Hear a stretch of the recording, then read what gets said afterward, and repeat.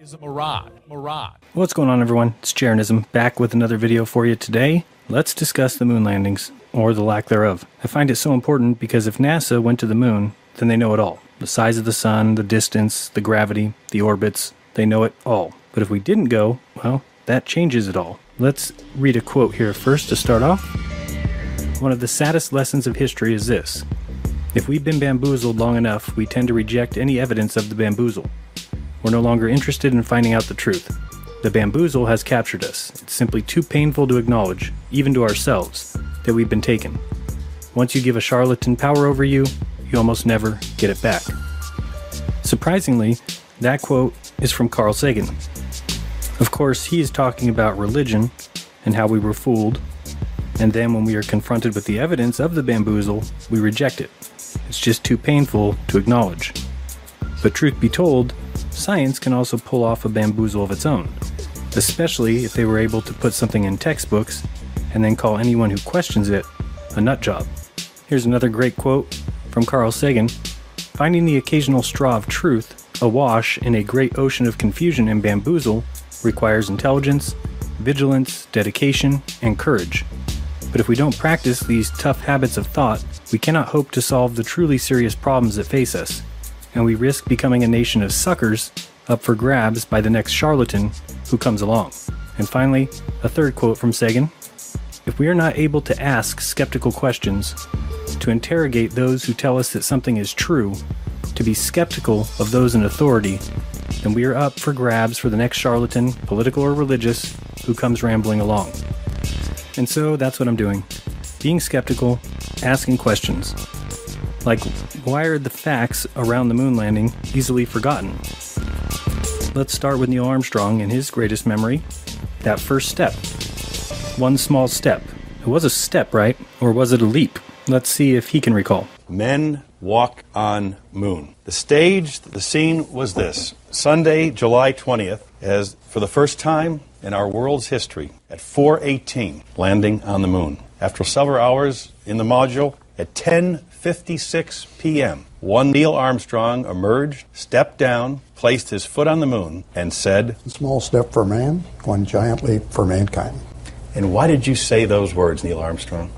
Well, it was a natural thing. It was a step off the lunar module, a very short step, only about 6 inches down from the step. But more than 1/3 Americans had been working for a decade to make this happen, and it had been a lifelong dream. So it was a big step for all of those people. So you may have noticed there that Armstrong said that more than 1/3 Americans had worked for a decade to make this happen, and that it was a big step for all of those people. He also says it was a small 6-inch step. Now listen to this. Okay, I can leave that 1 foot up there and both hands down to about the 4th rung up.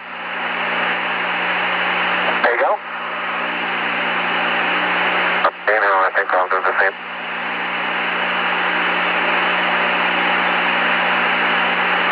A little more. About another inch. There you got it. That's a good step. Yep. About a 3-footer. Very short step, only about 6 inches down from the step. That's a good step. Yep. About a 3-footer. About 6 inches. About a 3-footer. About 6 inches. About a 3-footer. About 6 inches. Beautiful, beautiful. Isn't that something? Magnificent sight out here. Magnificent desolation. Well, that sure is interesting. 3 feet or 6 inches. It was definitely one or the other, I guess. Let's talk briefly about Marion Moon, Buzz Aldrin's mother, who committed suicide a year prior to the television spectacle called the moon landings because she was worried about the fame that would follow Buzz. Now, let's stop and think. So a year prior to Buzz going to the moon, his mother kills herself because her son will soon have fame and media will be all around. To me, that just doesn't make sense. Would a mother possibly cost her son his trip to the moon by killing herself? Well, she did, and days before the Apollo trip, during a press conference, the 3 astronauts are asked, I wondered if each of the 3 could tell us very briefly how your families have reacted to the fact that you're taking this historic mission. Well, who wants to take a crack? I think my particular case, my family has had 5 years now to become accustomed to this eventuality, and over 6 months to face it quite closely. And I think they look on this as a tremendous challenge for me. They look upon it also as an invasion somewhat of their privacy and a removing of my presence away from the family for a considerable period of time. I'm not sure exactly whether this is the overriding feature over and above some of the other more pleasant aspects of the particular job that I have as far as it affects my family. And so that was an interesting answer. Of course, he can't say his mother committed suicide because Buzz and his family, according to Buzz's book, told the coroner to lie about his mother's death and to say it was heart problems, and then only after the fact did Buzz come out and say that his mother, much like his grandfather, committed suicide. The lie was to make sure that there was no unneeded press attention brought upon Buzz or his family, but it's proof to me that lies are no big deal to Buzz Aldrin. Also, just wanted to point out on this timeline that they launched July 16th at 9:32 a.m. Eastern Daylight Time and landed July 20th, a Sunday, almost 4.5 days later. The first step on the moon was 6.5 hours after that, and then they launched from the moon July 21st, 1969 at 1:34 p.m. Eastern Daylight Time and splashed in the ocean 3 days later on the 24th of July at 12:50 p.m. Eastern Daylight Time. An estimated 600 million people watched the Apollo moon landings live on TV, a record that stood until the wedding of Princess Diana in 1981. Remember, they wanted everyone watching live, and that's why Nixon made the federal and state governments, as well as city employers, give employees the day off on July 21st. So let's think. Do you really think the government would want people watching live if something were to go terribly wrong? What an embarrassment if this great moon race was capped off with a huge American disaster as the lunar module crashes to the moon while millions of Americans watch live with their young children. No, isn't going to happen. They knew exactly what they were doing. They knew everything would be just fine. And remember, we went to the moon 6 times during a span of 4 years. And how many presidents were in office for all those moon landings? Do you remember? Nixon? You're right. There was one. Just Dick Nixon. I welcome this kind of examination because people have got to know whether or not their president's a crook. Well, I'm not a crook. And remember, Aldrin, Collins, and Armstrong would not even swear on the Bible that they went to the moon. Armstrong was even offered $5,000 cash to swear on the Bible that he could have given to charity. He declined, saying to Sibrel, "Knowing you, Mr. Sibrel, that's probably a fake Bible," which makes 0 sense. And you can add to that the fact that every Apollo mission made its own patch, and all of them were filled with their names, except Apollo 11. Again, important to point out the launch day of July 16, 1969, and the importance of Stanley Kubrick writing into his contract that he wanted Eyes Wide Shut to be released on July 16, 1999, the 30-year anniversary of the Apollo launch. Now, that did happen, but Kubrick didn't get to see that happen as he died on March 7, 1999, which was only 4 days after he showed the trial cut to Warner Brothers and 6 days after he showed it to the stars and his family. So one interesting thing is that March 7th, 1999 is the 66th day of that year. Also interesting is from that date of March 7th, 1999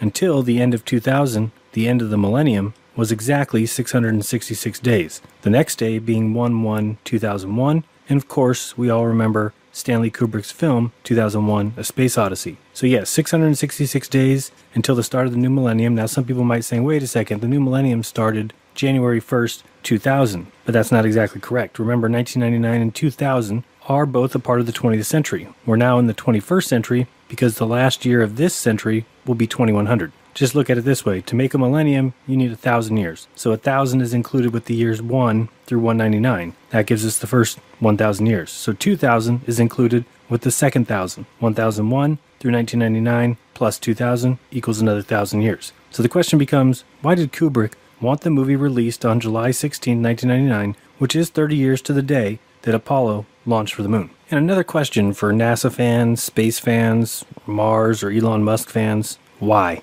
No, I'm just kidding. If an asteroid or meteor were to hit Earth and it was big enough, humanity could be gone, right? Just like that. So everyone says we have to colonize Mars, but nobody asks why in the world would we not have a base with 20 or 30 people on the moon? Think about it, because these are important questions. We've been there 6 times, and this would protect humanity from destruction. If a giant meteor ever hit Earth, we'd be able to repopulate. But we have no moon base. Why not? Well, pretty simple, because we can't go. That's why. And we already talked about Buzz's mom, but we didn't discuss Armstrong and his becoming a recluse when he returned from the moon, seemingly honoring all his NASA commitments, but not granting personal or private interviews. And Neil just acted funny, including in 1994 when Hallmark made an anniversary ornament with Neil's likeness and a soundbite of his famous first words on the moon. Neil promptly sued Hallmark for the use of his likeness. He isn't the only one. Buzz sued Topps in 2009 for including him in the American Heroes series. Topps argued that the historical images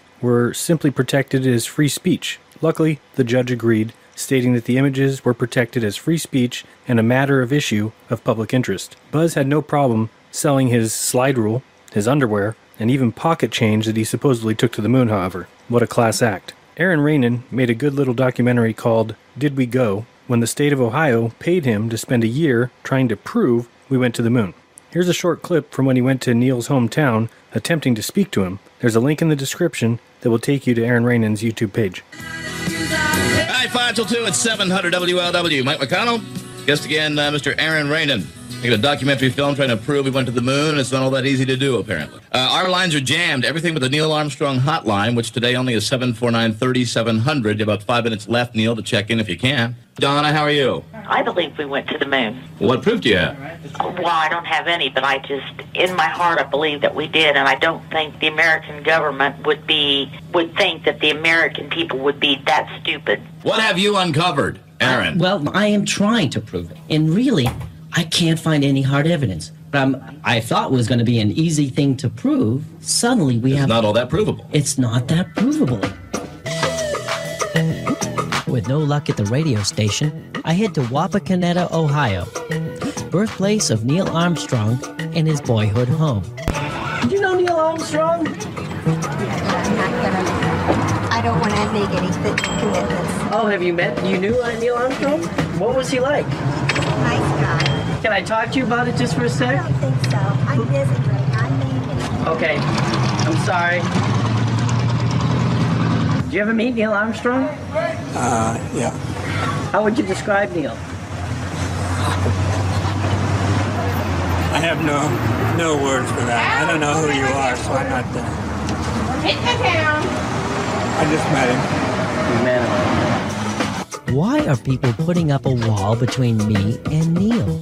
Next, we have a rare Neil appearance to discuss the budget concerns. Listen carefully and try to count the uhs. So, here's Neil. About a year and a half ago, the president announced a budget for the space program that included canceling the manned exploration components of our program.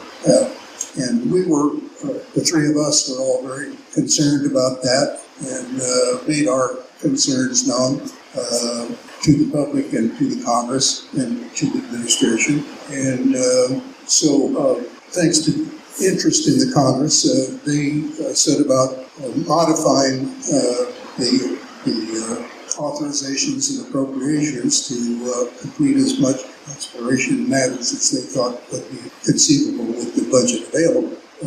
That's the work in progress right now.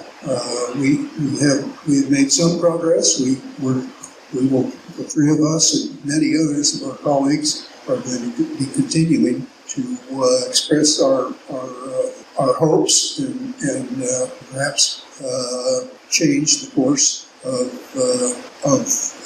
our NASA policy. The simplest part is that we collectively, our nation and our citizenry, has invested a half a century of their best intellects and their best perseverance and their best determination and a lot of taxpayer resources to become a leader, establish a leadership position in the space arena.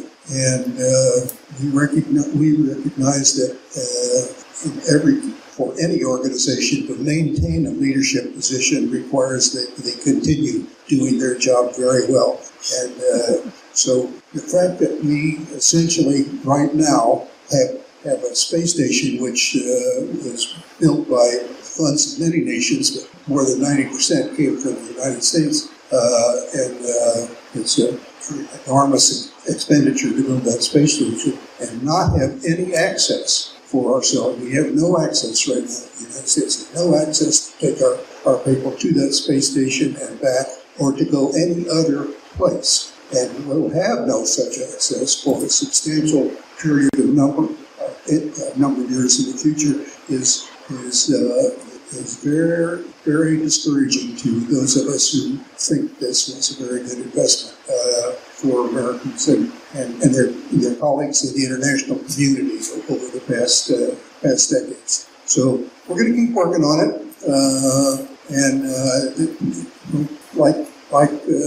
yeah, man, that's too bad. No access to space. Poor babies. All we need to do is actually think about the things that NASA does, and that should prove that they're nothing more than tax money thieves. For example, the shuttles. Enterprise, which could never even go to space, Columbia, Challenger, Discovery, Atlantis, and Endeavour were all made, 2 of which were destroyed, but at a total cost of $200+ billion, these NASA-designed orbiters could actually do everything you needed it to do. Think about it. We had a vehicle that could go to space. It could get into orbit. It could dock with the ISS. It could fix satellites and do all that's needed, except get more money. Those shuttles, they suck. We can't get more funding with these things. Scrap them. This way we can ask for more funding. I mean, just think about it. Who in their right mind would just get rid of the shuttle and then go around complaining that we have no access to space? It's not my fault. We're now going to listen to Jim Lovell, and listen carefully because he gives away the secret that you can hear almost from every astronaut, from Neil deGrasse, all these guys. They'll tell you the truth of why we have the space program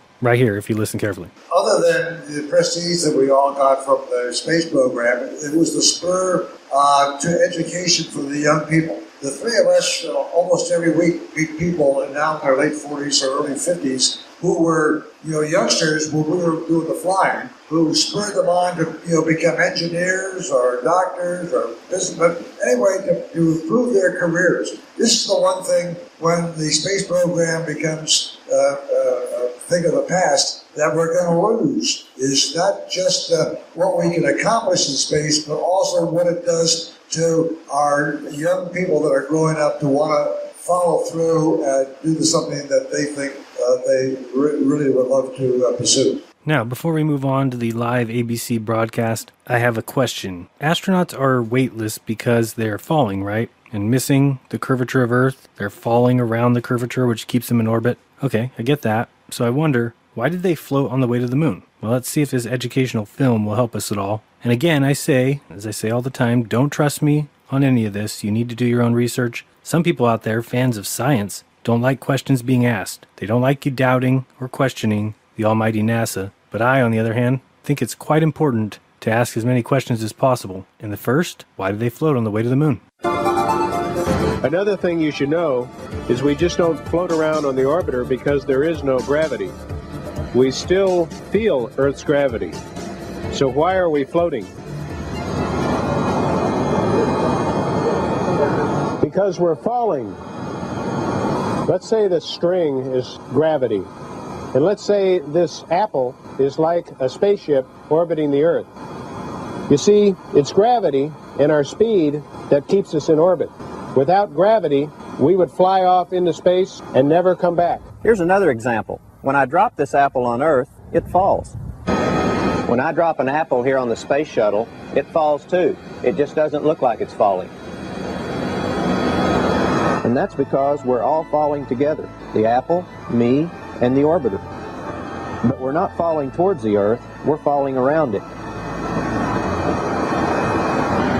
Let's imagine that we can send Bruce down to the nearest elevator on Earth.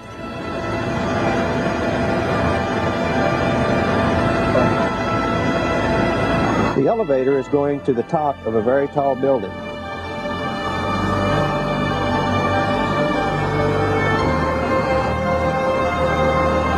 Suddenly, when he reaches the top, the cable breaks, and the elevator car with Bruce in it begins to fall.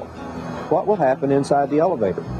Well, since he's falling, and the elevator is falling at the same rate, he starts to float. His body isn't pushing on the inside of the elevator anymore. He has no weight. He's weightless. If he had an apple with him, it would float too, just like the one in the orbiter, because Bruce, the apple, and the elevator would all be falling together. So, I don't get it. Why do astronauts float on the way to the moon? Perhaps I missed the explanation there. So, I went to Ask an Astronaut to find the answer. And the question was, if astronauts float in Earth orbit because they are falling to Earth, why do astronauts experience zero gravity en route to the moon? Thank you, Phil Gartner. The answer from the astronaut? The common situation for the astronauts is that in both cases, they're in free fall, falling solely under the influence of gravity. When I was on the shuttle, I was falling around the Earth under its gravitational tug. Same for ISS astronauts today. They fall towards the center of Earth, but their speed is such that their curved falling path carries them around the curved surface of the Earth. They never hit the ground, fortunately. The Apollo astronauts, on their way to and from the moon, were still in an Earth orbit, still falling around the Earth. When close to the moon, they fell under its gravitational tug and entered lunar orbit, thus falling around our natural satellite in the same way. A Mars-bound spacecraft is actually falling around the Sun in a solar orbit until it encounters the gravitational field of the red planet. In each case, astronauts experience free fall.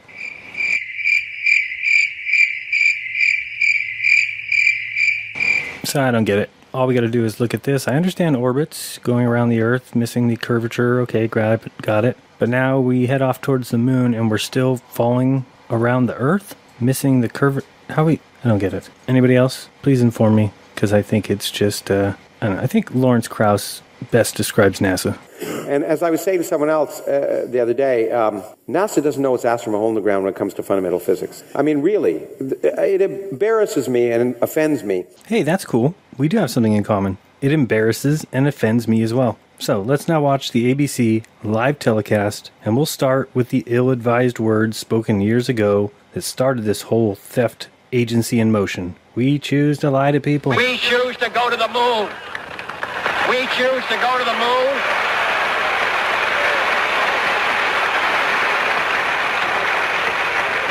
We choose to go to the moon in this decade and do the other things, not because they are easy, but because they are hard. And if that goal proves to be difficult or impossible at best, then we will take our energy and kill anyone who challenges or is unwilling to accept. That one will have his head blown, and we'll put Johnson in. So fuck you.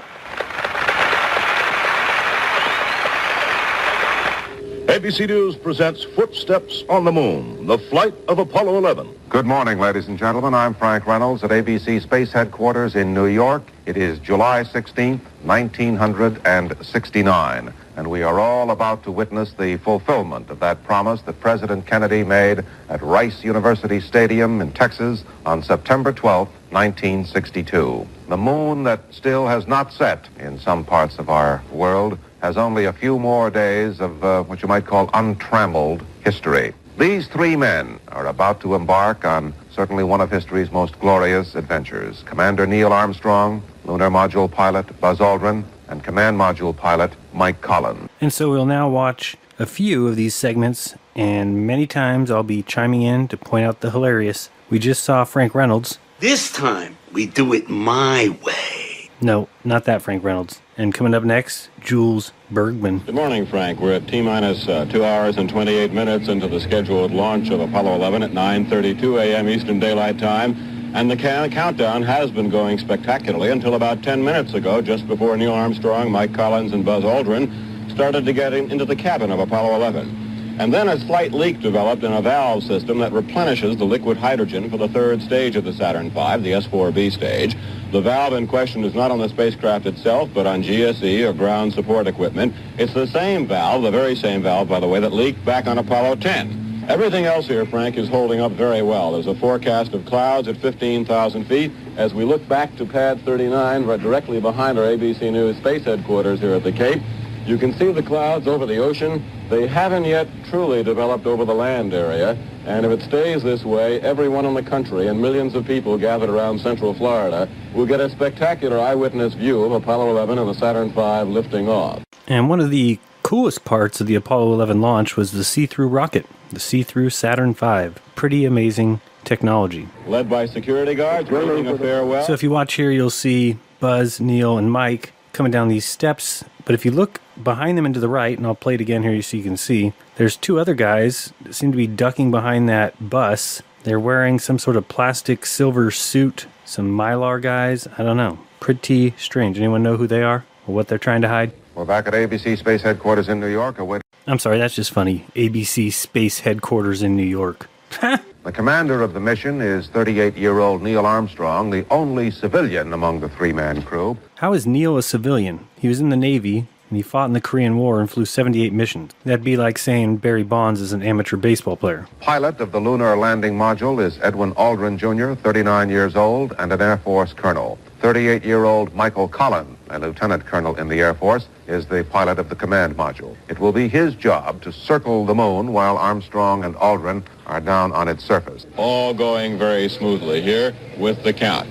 Among the distinguished visitors here this morning, along with Vice President Spiro Agnew, is the former President Lyndon Johnson. There's our live picture from the VIP stands on the other side of the VAB and Launch Control Center. Behind the former President is former NASA Administrator James Webb, sitting in the picture, and many other dignitaries gathered there. Some 8,000 dignitaries in all invited by the space agency as guests. 8,000? I circled the grandstands here. I think they might seat 80, possibly 90 people. Here's a view from the parking lot, and you can see underneath that red arrow way back there, that's your little launch complex. So good seats, you get to see everything. Here's the view from above the media tent. You can see that distance is about 3.5 or 4 miles to the launch complex there. Let's have Jules Bergman tell us how this all works, the Apollo 11 craft and rocket. Apollo 11 contains the lunar module, or LEM, which will weigh more than 32,000 pounds at launch time. The command module serves as a flight operations center and living quarters for the astronauts. After the third stage rocket sends Apollo 11 toward the moon,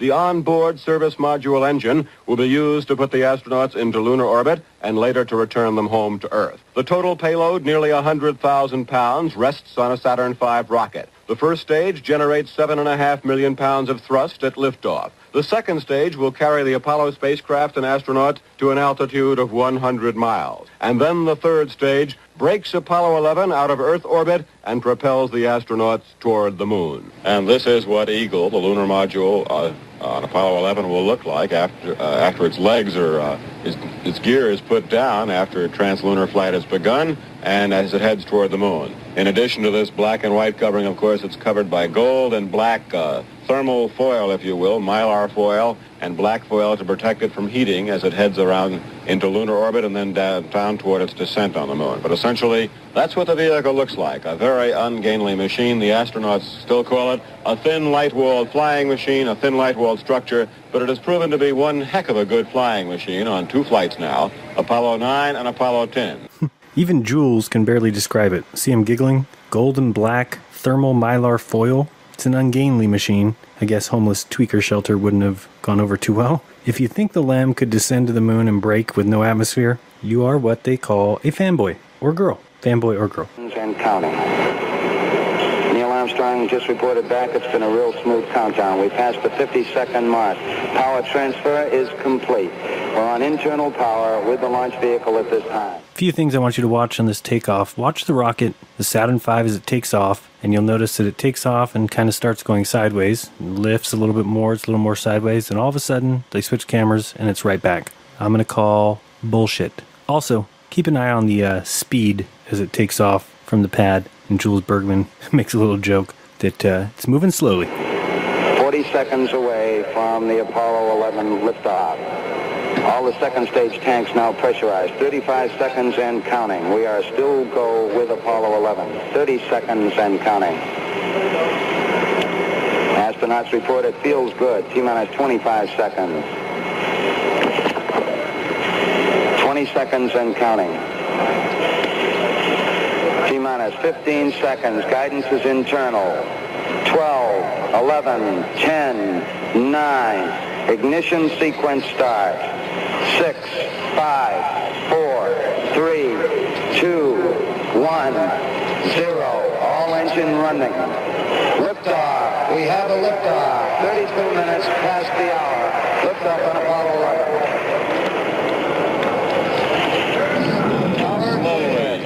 We got a roll program.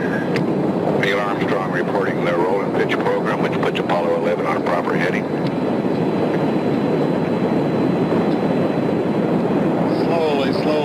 gathering speed. Going beautifully, burning hot. Plus 30 seconds. Roll complete and emission program. How is it roll complete if it never rolled? And burning hot and burning true. Whatever the hell that means, Bergman. So fake. You'll see a strange shadow here in a second. Pretty interesting. It's always switching cameras, going back and forth. It just looks disgusting.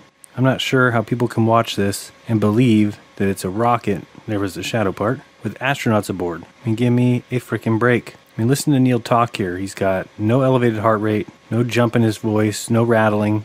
Just cool as a hoaxer can be. Congratulations, Mr. Armstrong. Fine job indeed.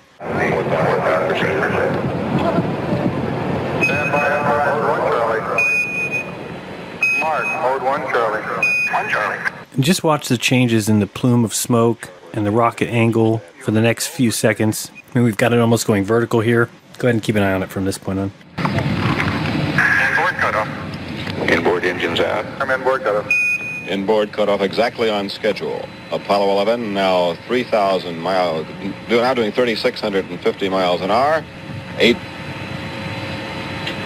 Downrange 35 miles, 30 miles high. Standing by for the outboard engine cut down now.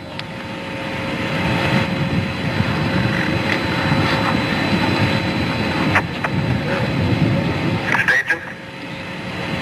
And ignition. Armstrong reporting staging and ignition. The first stage engines have burned out exactly on schedule. The second stage engines have lit off. Houston, thrusters go. All engines, you're looking good. All right, Roger, you're loud and clear. Houston. Jules has something to say here. Very funny and very true, and is still the case for me today. Still in sight from our long-range cameras.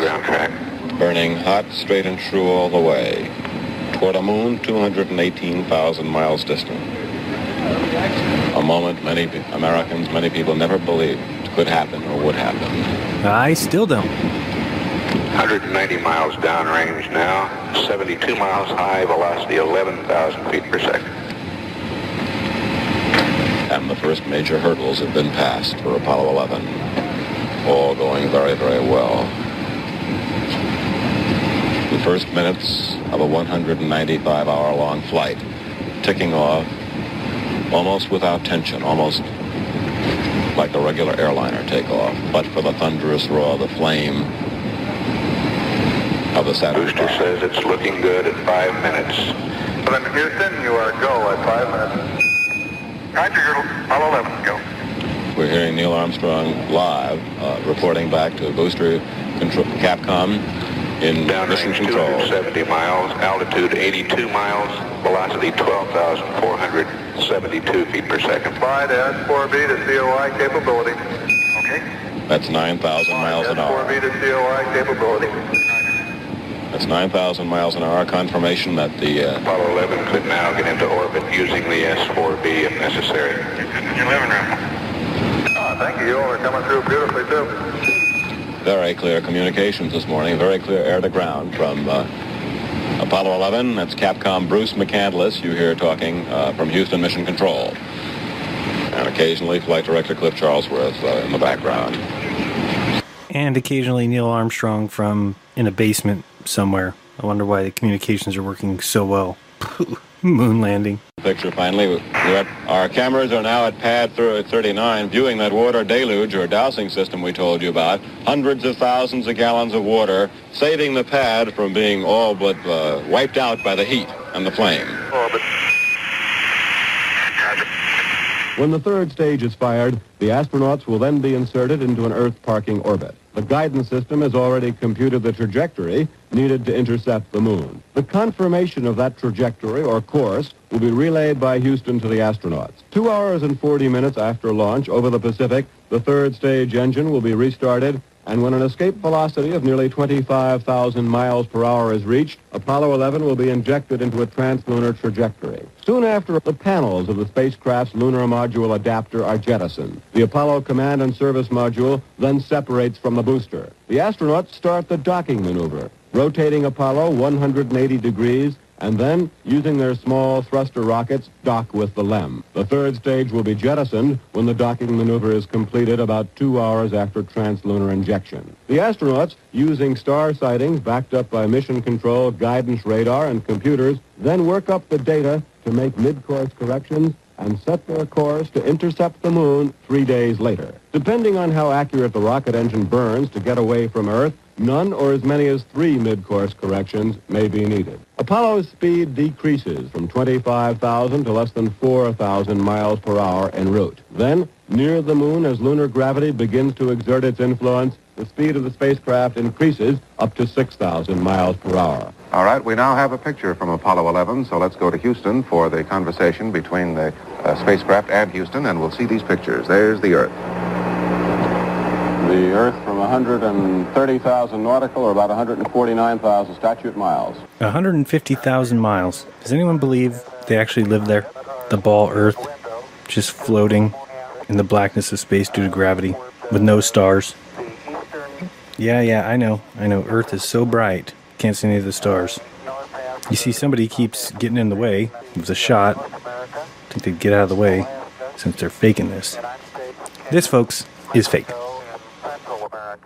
Uh-oh, watch out. The blackness of space is overtaking part of the Earth. How could that possibly happen? The camera up against the window. How could something black get in the way of the Earth? I wonder. Alright, and now what I'm going to do is prove that this was not filmed live. It was broadcast on ABC as if it were live, but we're going to match it up with the transcript and show clearly that there is a whole bunch of conversation that has been taken out. So see if you can follow along with this transcript. All right, we now have a picture from Apollo 11, so let's go to Houston for the conversation between the spacecraft and Houston, and we'll see these pictures. There's the Earth. The Earth from 130,000 nautical, or about 149,000 statute miles. Roger, you're seeing Earth as we see it at our left-hand window, just a little more than a half Earth.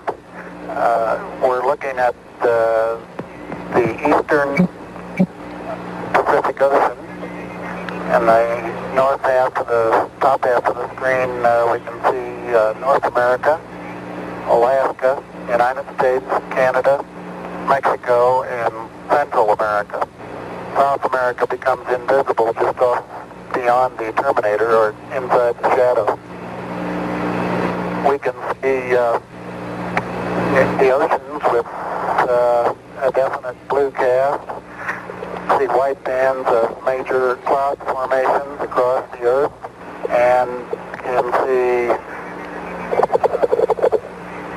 coastlines pick out the western U.S., San Joaquin Valley, the Sierra Mountain Range, the peninsula of Baja California, and can see some cloud formations over southeastern U.S. There's one definite mild storm southwest of Alaska, looks like about 500 to 1,000 miles, and another very minor storm showing the south end of the screen near the, a long way south of the equator, probably 45 degrees or more south latitude. Okay, so what you'll see here is he stopped at the word latitude, and you'll see more text, can pick out the browns and the landforms pretty well, and then these other additional pages have all been omitted, yet this was the live footage shown on ABC. And you'll see about 4 pages of text have been missing, and then it will pick up again with them saying they can see the Earth out the window. We were saying, Cliff Charlesworth said... we can still see the Earth through the left window, and it appears that we can see a floodlight off to the left, either that or some sun shafting through the hatch window. Almost looks like 2 Earths. It's a floodlight. Now we're coming in. Can't quite make out who that had.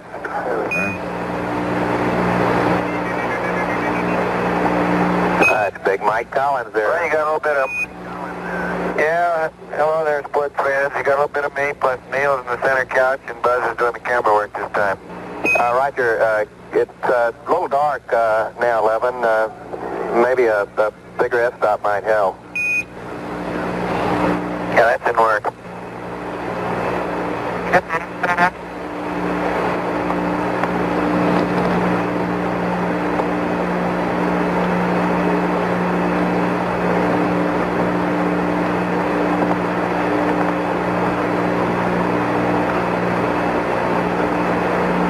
That's getting a lot better now, 11. Mike, you coming in 5 by. I got a good... Well, I put on a coat and tie if I'd known about this ahead of time. Is Buzz holding your cue cards for you, over? And we're going to discuss that in 1 second, but let's take a look at this. So, if you watch carefully, you'll actually see that they are faking this shot. As the camera clears up here, you'll see what they're doing. They're recording from one side of the craft out the opposite window. So imagine being in an airplane and shooting video with the lights out of the opposite side. Now you'd have to black out the other windows, but clearly it's possible. Because if you look carefully, you'll actually see that bright light coming through there, which is probably the sun or could be the Earth, but you'll also see the Earth down here in a little bit. Remember, they're 150,000 miles out, and you'll see that bright light coming in there and the Earth light there coming in your lower right. Let me show you an example of what I'm talking about. So let's say we jump in a plane like this, and you'll see I kind of blacked out or covered up the other windows, so we just have one circular window. And then what we can do is turn off the lights. So once the lights are out, all of a sudden we have something that looks kind of like the Earth. And we could use the actual picture of the Earth below us like this, and then we could even use a cardboard cutout and create kind of a phase like this. But I think what would be even easier is to just use the brightness of the daytime sky. So for here, we're just looking out this window at the blue sky. And then what you do is you create some transparencies. You can create different phases. You can create different sections of the Earth. Then all you need to do is slide one of these transparencies over the window.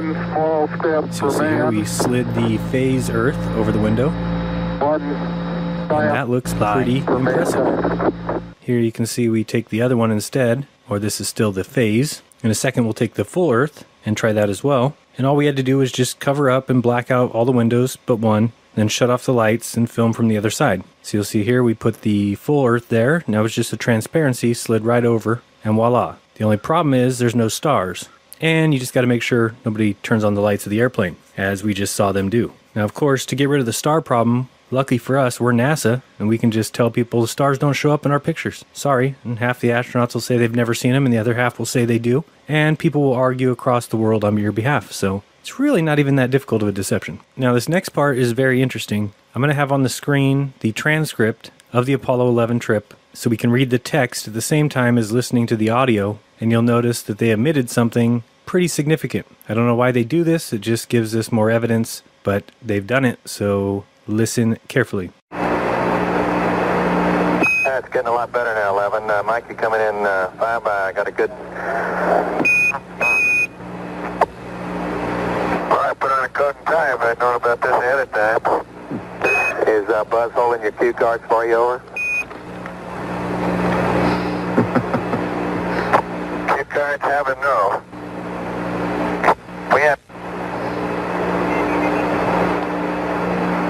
We are very comfortable up here, though. We do have a happy home. There's plenty of room for the three of us, and I think we're all learning to find our favorite little corner to sit in. The 0G is very comfortable, but... So we'll watch this one more time. It's getting a lot better now, 11. Mike, you coming in? Mike says, I would have put a coat and tie on if I'd known ahead of time. Well, I put on a coat and tie if I'd known about this ahead of time. Then they ask, is Buzz holding your cue cards for you? And he says, cue cards have a no. Cue cards have a no. We have no intention of competing with the professionals, believe me. Removed from the video feed that was live on ABC. Probably because, let's see here, who uses cue cards? Pretty sure actors use cue cards. And I'm pretty sure they just said we have no intention on competing with the professionals, which means they are acting as actors. Self in, and that seems more at home. Roger, looks like Neil is coming in 5 by there. 11, Mike, see you in the background. The definition is really outstanding. The colors are good. It's a real good picture we're getting here of the Commander Armstrong. And if you want to see the remainder of the ABC Live telecast, I have the link in the description so you can check it out, but we're going to move on. Good afternoon once again. We are, in fact, about to see more pictures now from of the lunar surface from Apollo 11. With me here in our space headquarters in New York is our science editor, Jules Bergman. Jules, these should be interesting shots. Frank, Apollo 11 is now on the near side of the moon, coming up on the Sea of Tranquility, the landing area where Armstrong and Aldrin are scheduled to land tomorrow at an altitude of 102 miles, and we're just getting the TV picture. Let's go to it for Apollo Control. Apollo Control, Houston. We acquired TV at 78 hours, 24 minutes, 11 seconds. Currently, our orbital parameters show 104 altitude, an amploon of 170.2, a periloon of 61.3 nautical miles, those are. Now remember exactly what we are seeing here, or recognize at least what they say we're seeing here. This is a film of the lunar surface as the craft is going by an orbit at 4,000 miles per hour and 110 miles in altitude. Let's take a close look and see if it matches. Ignition. This is equivalent to 13 minutes before ignition, and we're at about 80 degrees east, I guess. 83 degrees east. Would that correspond to location you're holding in present? Roger, we're showing your present position is about 76 degrees east, looking back towards the east. So now look at this and ask yourself, is this what it would look like if you were going 4,000 to 6,000 miles per hour, only 110 miles from the surface of the moon? It looks to me to be either a view through a telescope, possibly, or the filming of a giant model of the moon. And of course, many people have seen the model of the moon and the track that NASA had built in the late 60s. Pay attention to the lower right-hand side right now, and you're going to see almost a masked out something. See here, it turns white and then kind of disappears. Very interesting there. But yeah, let me show you some models of the moon that NASA had built, and you tell me if that's all that we're looking at here. Certainly doesn't seem like it's the surface of the moon. And so just showing you quickly some of these images of these artists who were hired by NASA to paint an exact replica of the moon. You'll also see this one here, where this artist is making sure to get every single detail so they can look as real as possible, which I see no reason for, unless of course you're going to fake the world. In this image here, something interesting, you see the track behind this artist. You could easily put a wheeled camera and get the same orbiting pictures that we're looking at now. Apollo 11 now flying I'll show you an backwards. altitude now of about 110 miles, and of course you'd be considerably lower at the initiation of powered descent. This is exactly the same territory. Eagle, the lunar module, will be flying over tomorrow as it begins its powered descent toward a landing on Lunar Landing Site 2, now about 100 miles to the west of where we are. Look at register 3 on the Diski theta. Theta is increasing toward my desired 315, and I'll let the hand controller alone here, and I'll bet you it reverses itself. They're just now passing out of Smythe Sea, heading along the lunar equator toward the Sea of Tranquility. And we should be seeing the craters Gilbert and Kastner shortly to the south of their flight path. Roger 11, we're watching the Diski now, and still coming in beautifully on the TV.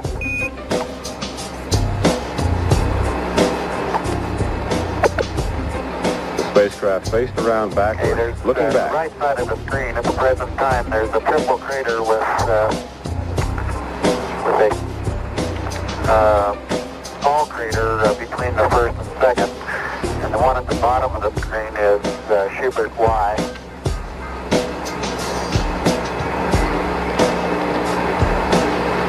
Zoom in, it does have a central peak in Schubert Y. Actually several of them, and you can observe those. But the rim craters at the bottom of your screen. Roger, we're seeing the central peak quite clearly now.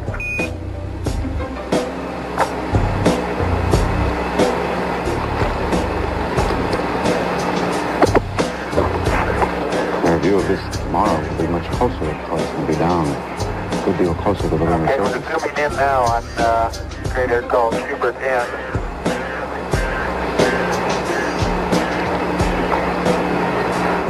Schubert N, very conical inside wall, and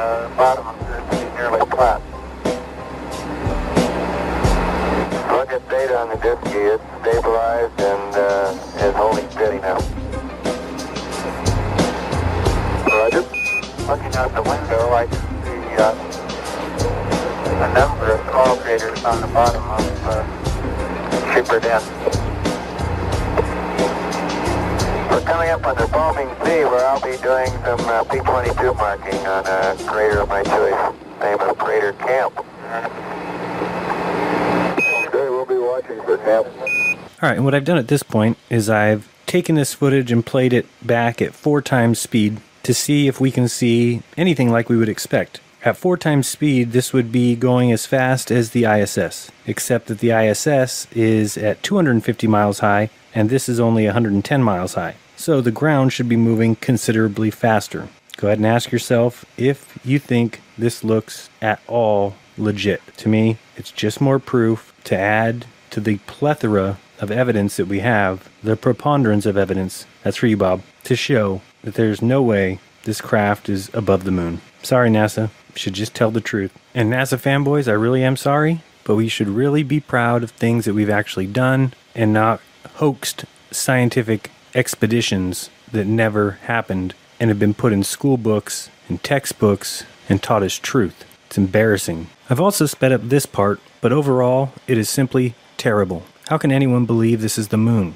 or that this craft is going 4,000 miles per hour, or that they are 110 miles above the surface, or that 6 times 50 years ago we sent humans 240,000 miles with the technology of a Game Boy, that we docked and undocked, landed and launched, conducted phone calls, filmed live footage, and beamed it all back home. That it was so easy, and yet we've never been back? I mean, anybody who thinks those things needs to really research this stuff, or you can just be like Joe Rogan. You can just be a human who has chosen to give up their brain, give up their ability to think, and bow down to the scientific men who are smarter than you. Even though, if science is what we were taught, they'd be more than happy to show us the evidence to prove what they claim. Instead, we get laughed at, we get called moron, yet nobody can supply the evidence that should be readily available if you're going to teach children in 2nd grade about where they live as scientific fact. I mean, honestly, watch this footage. This craft is not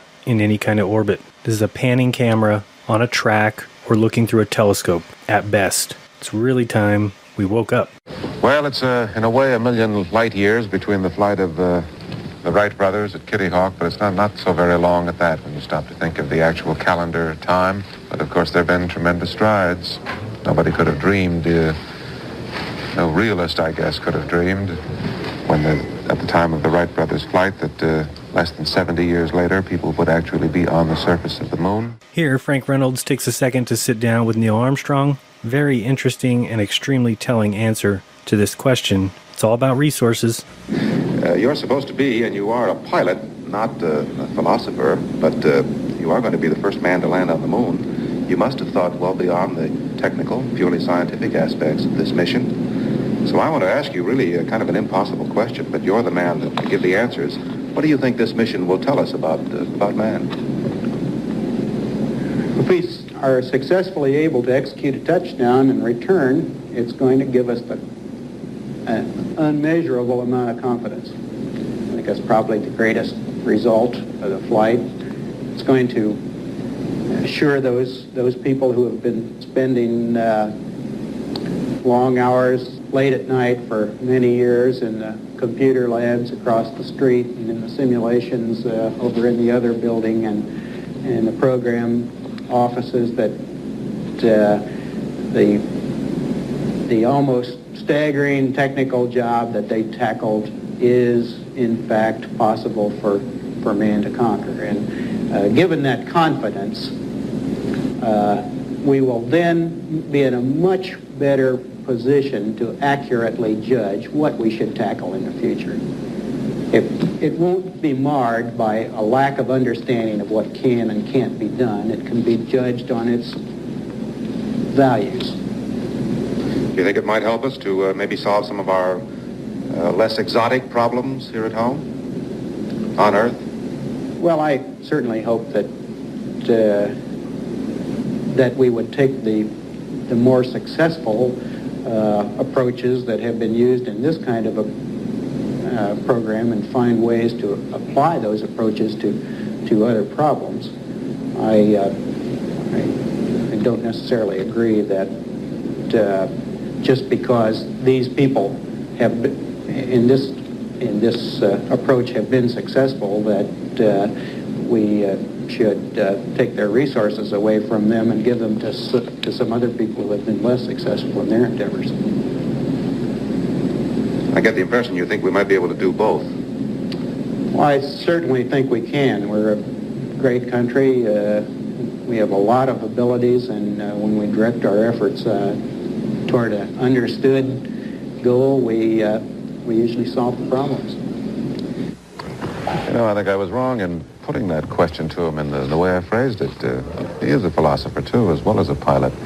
He's a young man who means what he says and says what he means. Next, we're going to pay attention to 3 specific answers from the press conference that took place after Apollo 11. First thing you should notice is the demeanor and the stature, the body language of these 3 gentlemen who supposedly just got back from the greatest mission of all time in going to the moon. At this time, I'd like to introduce the Apollo 11 crew, astronauts Neil Armstrong, Michael Collins, Edwin Aldrin. Neil? It was our pleasure to have participated in one great adventure. It's an adventure that took place not just in the month of July, but rather one that took place in the last decade. We all here and the people listening in today had the opportunity to share that adventure over its developing and unfolding in the past months and years. It's our privilege today to share with you some of the details of that final month of July that was certainly the highlight for the 3 of us of that decade. We're going to divert a little bit from the format of past press conferences and talk about the things that interested us most, in particular the things that occurred on and about the moon. We will use a number of films and slides which most of you have already seen, and with the intent of pointing out some of the things that we observed on the spot, which may not be obvious to those of you who are looking at them here from the surface of Earth. And here's a very interesting comment from Michael Collins about the distance they were from the Earth.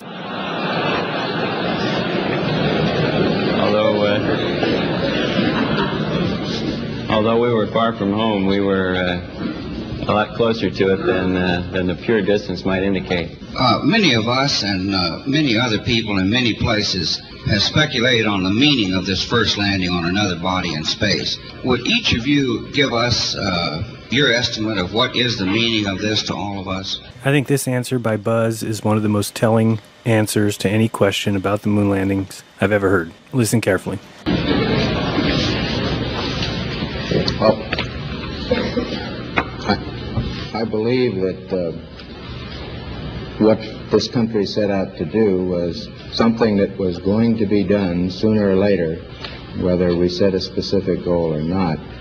I believe that from the early space flights we demonstrated a potential to carry out this type of a mission, and again it was a question of time until this would be accomplished. I think the relative ease with which we were able to carry out our mission, which of course came after a very efficient and a logical sequence of flights, I think that this demonstrated that we were certainly on the right track when we took this commitment to go to the moon. I think that what this means is that many other problems perhaps can be solved in the same way by taking a commitment to solve them in a long time fashion. I think that we were timely in accepting this mission of going to the moon? It might be timely at this point to think in many other areas of other missions that could be accomplished.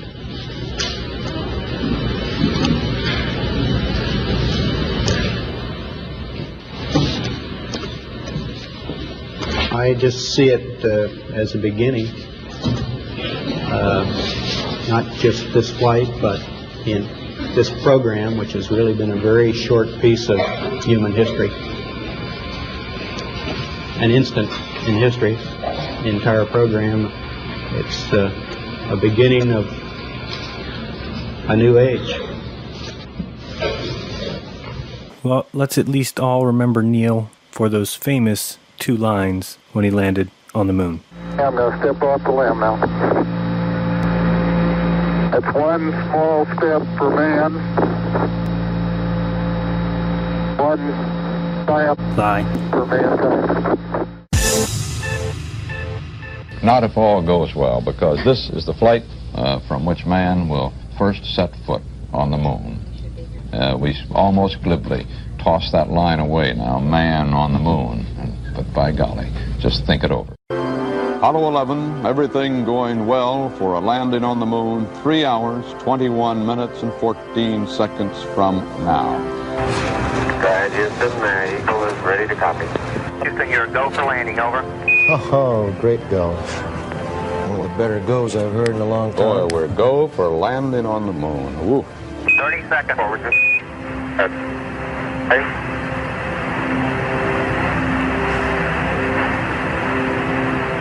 Contact light. Engine arm on. We're home. Man on the moon. Houston, Oh, jeez. Tranquility Base here. The Eagle has landed. Roger, Tranquility. We copy you on the ground. You got a bunch of guys about to turn blue. We're breathing again. Thanks a lot. Oh, boy. Thank you. Boy. Okay, we're going to be busy for a minute. There's that foot coming down. There he is. There's a foot coming down the steps. Armstrong is on the moon. Neil Armstrong. We absolutely must learn to know when we're being lied to, when jokers are out there pretending and faking, deceiving, and we still have 90% believing. Walter Cronkite is trash. He's a liar. Here he is, saying how happy he is to be sitting at the right hand of Satan. World government is the structure necessary for global justice. I'm in a position to speak my mind, and by God, I'm going to do it. First, we Americans are going to have to yield up some of our sovereignty.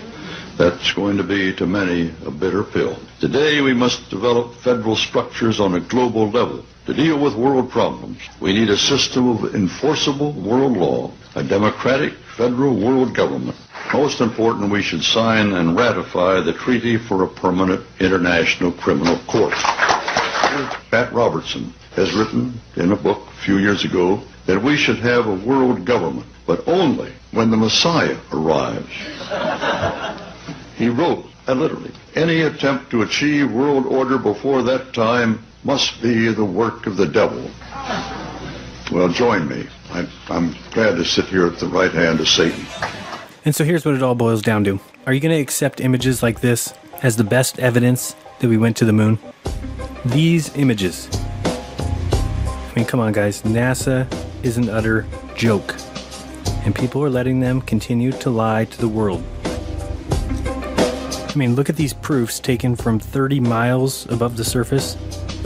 Yet anyone with any scientific background will scream and swear that this proves the moon landings.